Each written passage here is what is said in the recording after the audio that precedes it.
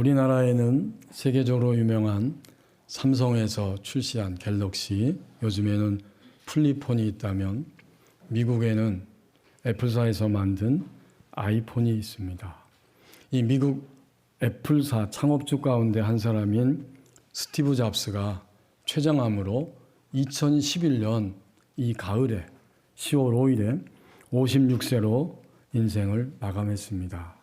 그는 자기의 죽음이 다가오는 시점을 인식하면서 점점 활동을 조금씩 정리하고 주변에 있는 사람들과 함께 마지막 지인들을 모아놓고 식사를 하게 됩니다.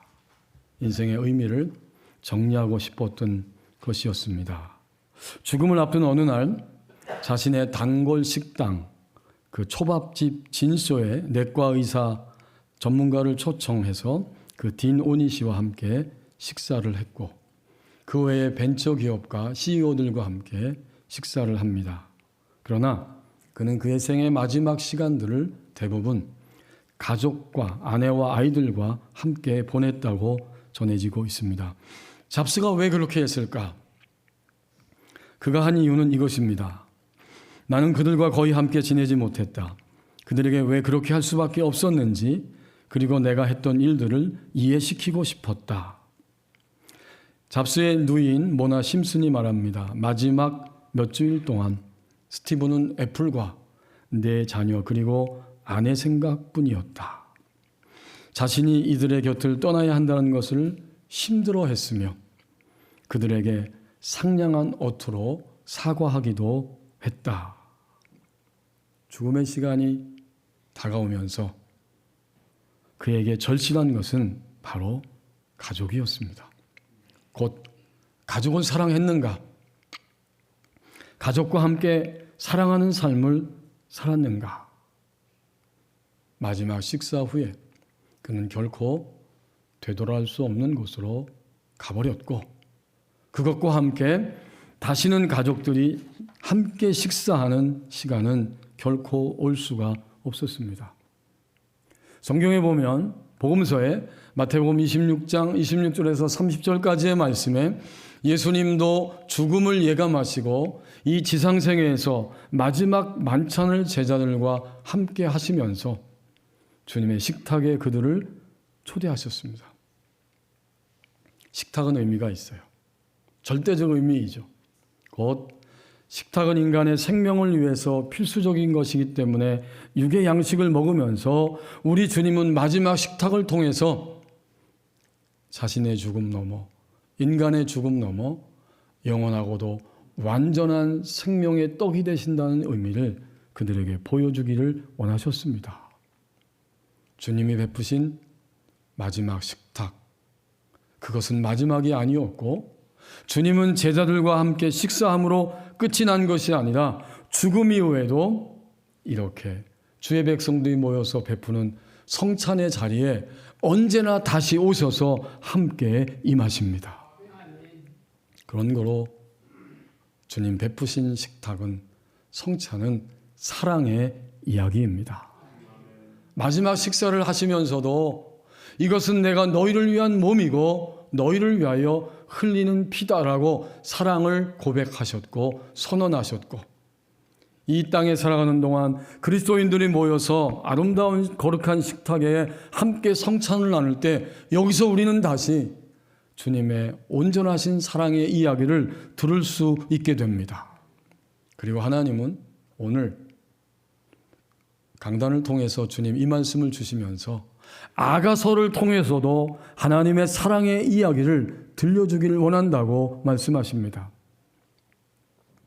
우리 성경에 아가라고 하는 말의 뜻, 아름답고 숭고한 노래, 이런 뜻이죠. 그러므로 아가서는 노래들 중에 노래다운 노래, 가장 아름다운 노래라고 하는 의미입니다. 도대체 무엇을 노래했기에 가장 아름다운 노래일까요?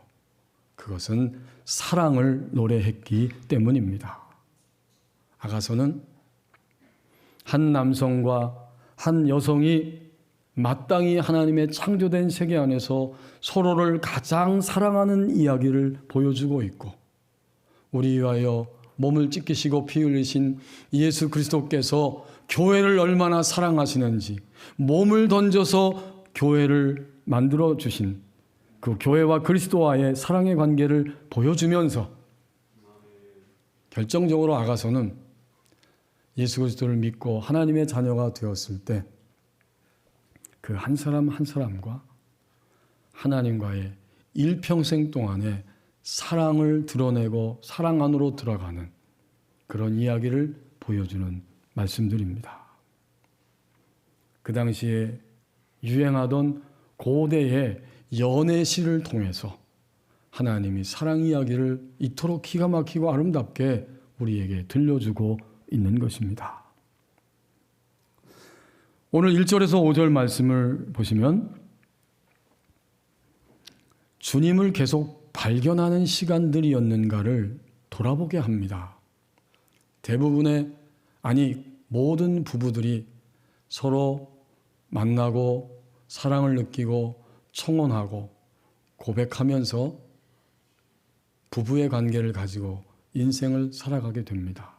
하지만 시간이 지나면서 모든 부부들은 갈등을 경험하고 갈등이 심해지면 결혼이 깨어지는 위기를 경험하기도 합니다. 이런 갈등과 위기를 경험하고 난 이후에 오늘 본문의 아가서에 등장하는 솔로몬과 술람미 부부도 그 모든 갈등 위기를 경험하고 넘어서면서 다시 새롭게 사랑의 관계성 안으로 그들이 들어가게 됩니다. 그러니까 오늘 우리에게 주신 이 7장은 앞에 6장까지의 모든 과정을 통해서 서로 아픔을 주고 아파하고 갈등하고 위기 가운데 있었지만 그것을 넘어서면서 새로운 사랑의 정원 안으로 들어가는 이야기입니다. 남편이 아내를 새롭게 발견했습니다. 이전과는 다른 눈으로 아내의 가치를 발견하고 신랑이 아내를 향해 이런 감탄사를 쏟아놓으면서 노래를 부르고 있습니다. 이게 다 시적인 언어이죠. 1절 상반절에 보면 먼저 아내를 바라보면서 발에서부터 시작해서 위로 올라가고 있습니다.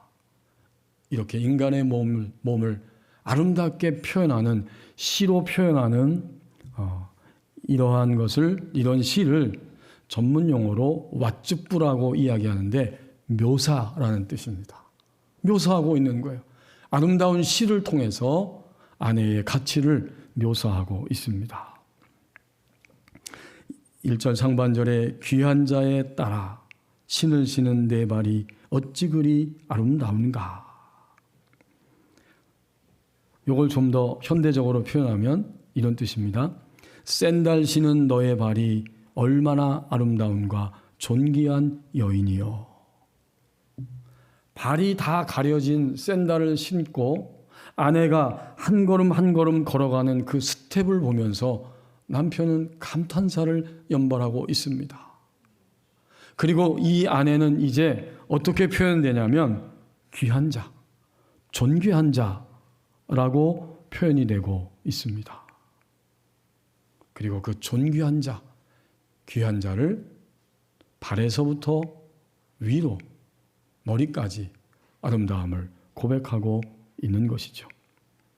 앞에 보면 아가서 4장 1절에서 5절에서 신랑이 신부의 아름다움을 위에서부터 아래로 묘사하고 5장 10절에서 16절 말씀에 보면 아내가 남편의 아름다움을 역시 위에서부터 아래로 묘사했는데 오늘 본문에는 남편이 아내의 아름다움을 발에서부터 위로 묘사하고 있습니다.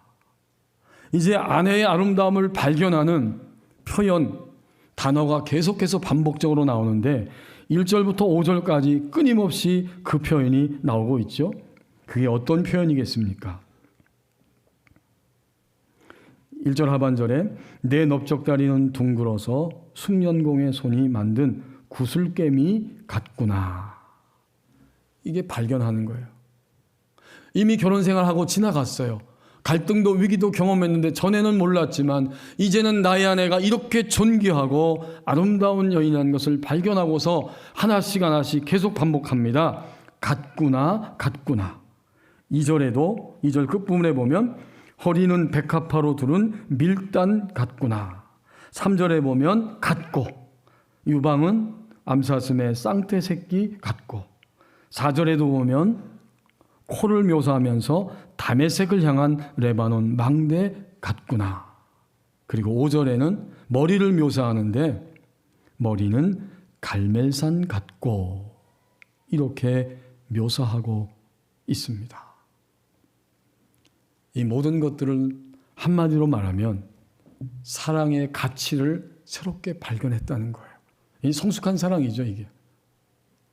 이 부부의 남녀의 사랑을 통해서 주님이 이 베푸신 식탁 앞에 서 있는 우리를 향해서 질문하시고 말씀하시고 돌아보게 하십니다.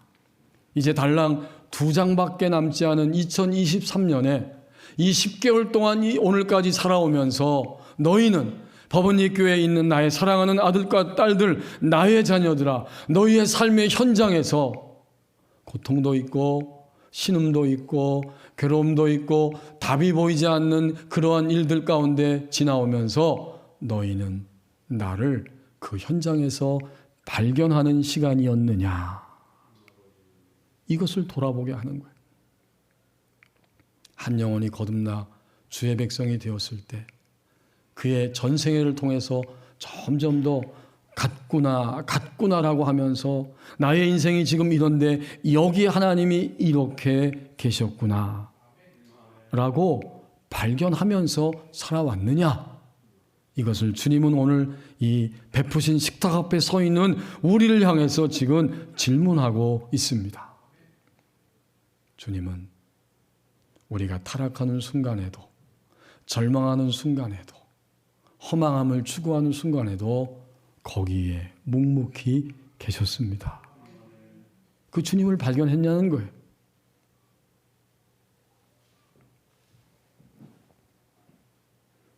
그러므로 인간을 향한 하나님의 사랑의 극치, 인간을 향한 하나님의 사랑 자체가 바로 생생한 그림 언어로 오늘 우리에게 보여주시는 성찬의 자리입니다.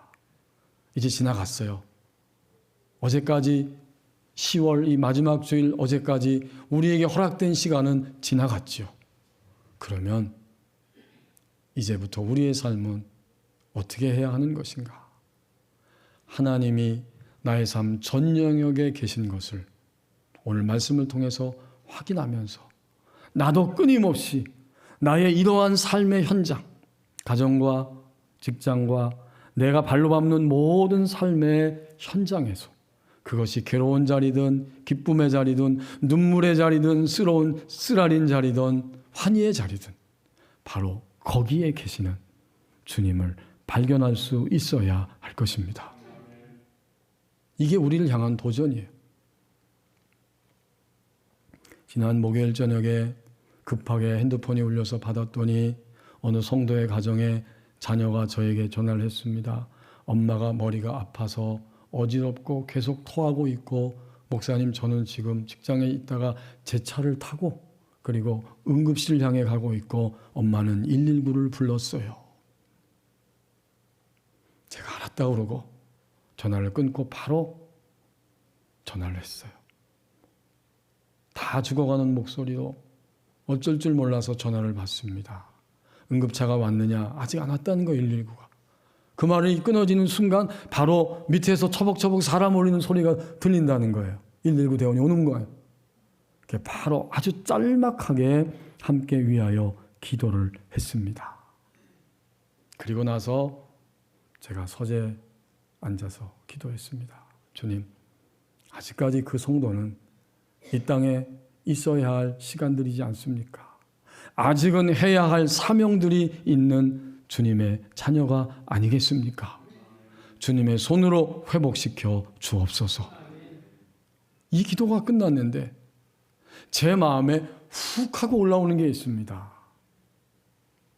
내가 함께하고 있다. 그런 마음을 확 주셨어요. 근데 감사한 것은, 당연한 것은 무엇이냐면 그렇게 주님께 기도하고 났을 때 오히려 주님을 발견하는 것은 제 자신이었습니다. 정말 지금까지 나의 모든 삶 전부가 내 계획대로 되지 않았을 수도 있고 내가 원하는 만큼 이루어지지 않았을 수도 있고 오히려 더 화가 나고 원망스럽고 쓰라릴 일들도 많이 있었지만 시간은 하나님이 허락해 주시는 시간들이었다. 이것을 절감하게 됐어요. 그리고 그것을 절감하면서 이런저런 생각들이 하나씩 순식간에 싹 정리가 됩니다. 하나님이 오늘 부르시면 가는 것이 나의 삶이요 인간의 삶인데 복잡할 것도 없고 근심할 것도 없고 그렇다고 자만할 것도 없고 그저 축복받은 하나님의 백성으로 하나님이 하라고 하는 대로만 하면 되는 거야. 정결한 마음으로 순수한 마음으로 하나님이 하라고 하는 대로만 따라가면 되는 거야. 평안이 찾아왔습니다. 오늘 예배하는 우리는 평범한 시간 속에서는 주님을 잘 발견하지를 못하고 발견하려고 하는 생각도 아예 놓쳐버리고 살아가지만 큰 고통이 나팔이 울리는 것처럼 위기와 고통과 소위 아픈 것들이 내게 훅 하고 다가올 때 그때서야 주님을 향해 초점을 돌리고 주님을 향해 나가고 있지는 않습니까? 사실은 그렇게 고통 가운데서도 주님께 초점을 맞추고 주님을 발견하려고 하면 그것 자체도 축복이에요. 그러나 평범할 때 아직도 이렇게 건강하고 평화롭게 예배 자리에 나와서 주님을 예배할 수 있는 이 시간대에 우리는 매일매일 우리의 순간 모든 삶의 영역에서 주님을 발견하며 살아가는 자들입니다. 그러니까 오늘 1절에서 5절 말씀은 신랑이 위기를 경험하고 관계가 깨진 것을 넘어서서 새로운 사랑의 정원으로 들어갔을 때 아내의 가치를 새롭게 발견하면서 감탄함으로 나의 아내는 나의 신부는 뭐뭐 같구나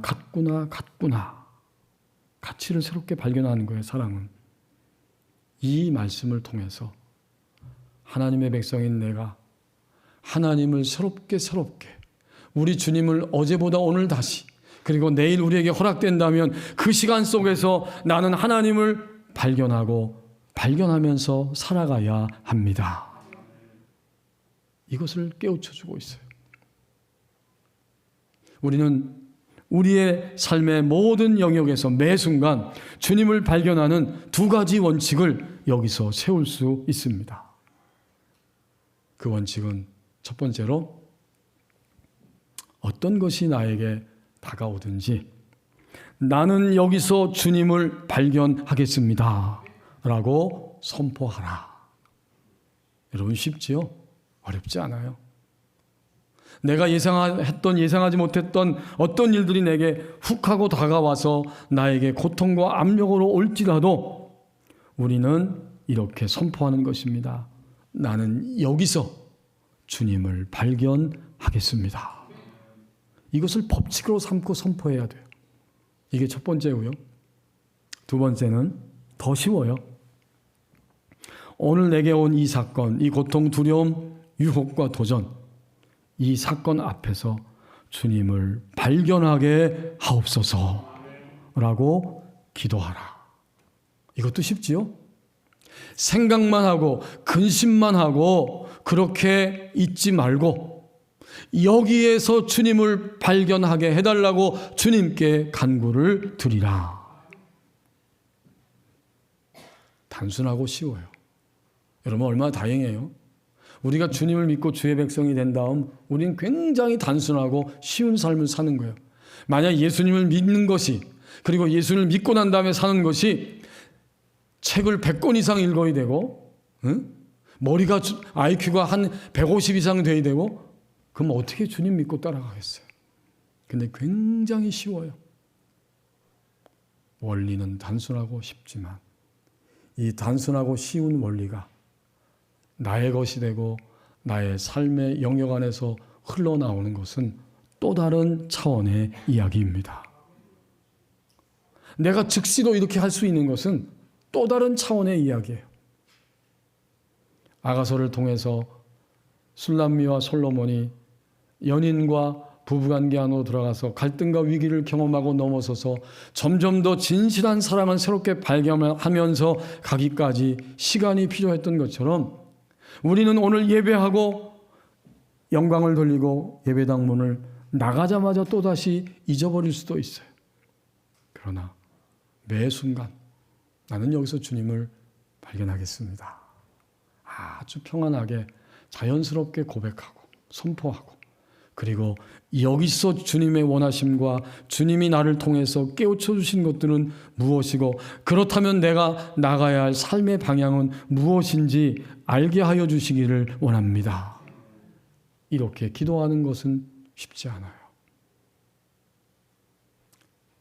그 모든 것이 주님을 발견하는 자의 삶의 습관입니다. 여러분 그렇게 사셨어요? 오늘 우리에게 이 주님 베푸시는 식탁 앞에서 주님이 물어보시는 거예요. 너 그렇게 살았니? 너의 남편을 볼 때, 아내를 볼 때, 너의 물질 관계와 사람 관계, 대인 관계와 너의 현재와 미래와 자녀들을 바라보면서, 교회를 바라보면서 너 그렇게 살았니? 나를 발견하게 해달라고 기도했니? 나를 발견하겠다고 선포했니? 라고 물으시는 거예요.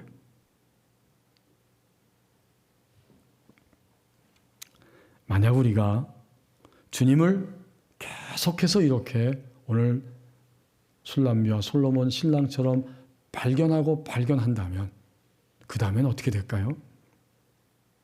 그것이 6절부터 8절까지의 말씀입니다. 계속 주님을 발견한다면 우리에게는 감격이 찾아오고 그 감격으로 인하여서 주님을 추구하는 날들로 살아가게 될 것입니다. 이게 동시적이에요. 감격이 오고 그 감격 때문에 이제부터는 어느 곳에 무엇을 하든지 주님을 추구하는 우리의 시간들로 채워지게 될 것입니다. 6절과 7절은 감격입니다. 사랑아 내가 어찌 그리 아름다운지 어찌 그리 화창한지 즐겁게 하는구나. 감격이죠. 내가 어찌 그리 아름다운지, 이 아름다움은 외모의 아름다움이고 또 어찌 그리 화창한지, 이것은 아내가 그동안 나와 함께 살면서, 남편도 마찬가지죠, 그의 인격과 그의 성품을 새롭게 발견한 것입니다. 그러니까 화창하다는 것은 유쾌함이고 기쁨이잖아요. 우리가 어떤 사람을 만나면 화창합니다. 왜요?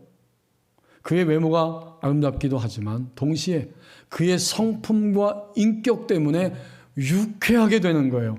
화창하게 되는 거예요. 아름다움은 이런 것입니다. 외모의 아름다움이고 그의 성품과 인격의 아름다움이고, 그렇기 때문에 이 6절 끝부분에서 즐겁게 하는구나. 전인적인 아름다움이죠. 감격이에요. 우리가 주님을 볼 때 주님을 계속 발견한다면 우리는 주님의 아름다우심 때문에 감격하게 될 것입니다. 이렇게 감격하면 그 다음에는 우리의 전생애를 주님께 드리면서 주님을 추구하는 날들이 되어집니다. 여러분 7절도 감격이죠. 내 키는 종려나무 같고 내 유방은 그 열매송이 같구나. 여기 이 키가 크다는 의미인데 종려나무는 사실 대추 야자나무입니다. 3m에서 7m까지 자라나는 이 대추 야자나무의 이 안에의 아름다움을 비유하고 있습니다. 이 대추 야자나무 잘 익은 열매는 황금색으로 나무 꼭대기에 면류관처럼 그 꼭대기에 그렇게 매달려 있게 됩니다. 그러므로 이 대추나무는 번영을 의미하고 우아함을 상징하는 의미입니다. 이게 아내에 대한 감격이에요. 그렇기 때문에 이제 8절은 추구합니다. 내가 말하기를 종려나무에 올라가서 그 가지를 잡으리라 하였나니 내 유방은 포도송이 같고 내 콧김은 사과 냄새 같고. 그러니까 사과 냄새 같구나, 이런 시적 표현이에요.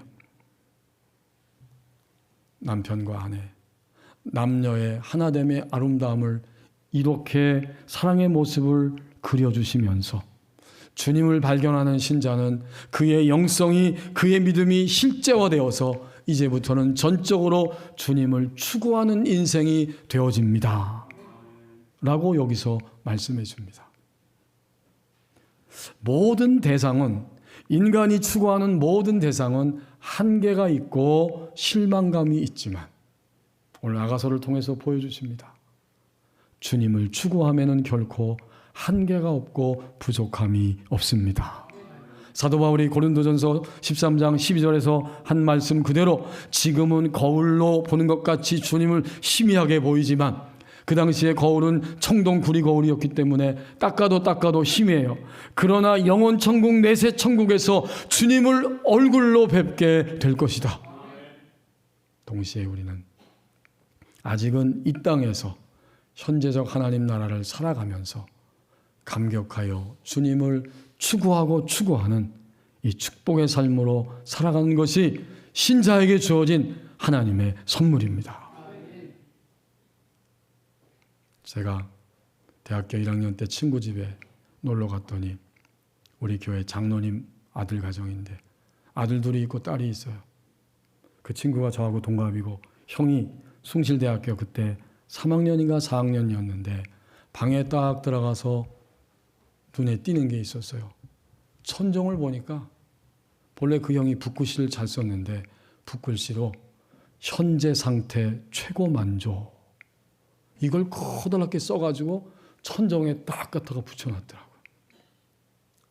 그 형이 그때 무엇 때문에 현재 상태 최고 만족이라고 했는지 알 수는 없지만, 물론 제가 짐작되는 것도 있지만 어쨌든 알 수는 없죠. 근데 그 생각이 떠오르면서 오늘 아가서를 통해서 그 생각이 떠오르면서 깨닫게 됩니다. 나는 지금까지 주님을 믿으면서 현재 상태 최고 만족이라고 주님께 고백한 적이 몇 번이나 있었는가. 그리고 오늘 2023년 10월 29일 이 주일 아침에 나는 주님을 감격하고 추구하면서 주님 현재 상태 최고 만족합니다, 이렇게 고백하고 있는가. 이게 새로운 도전이 되는 거예요. 감격 속에 추구함으로 주님에 대한 한계와 부족함은 결코 존재하지 않는다는 사실을 우리는 우리의 이 지상생애 동안에 실감하게 될 것입니다. 주님의 베푸신 식탁 앞에 설 때에 지금까지 계속 나를 발견하였느냐? 그러면 감격하고 나를 추구하였느냐? 이것이 주님의 질문이고 우리는 이 물음 앞에 대답해야 하는 시간입니다. 기도하겠습니다.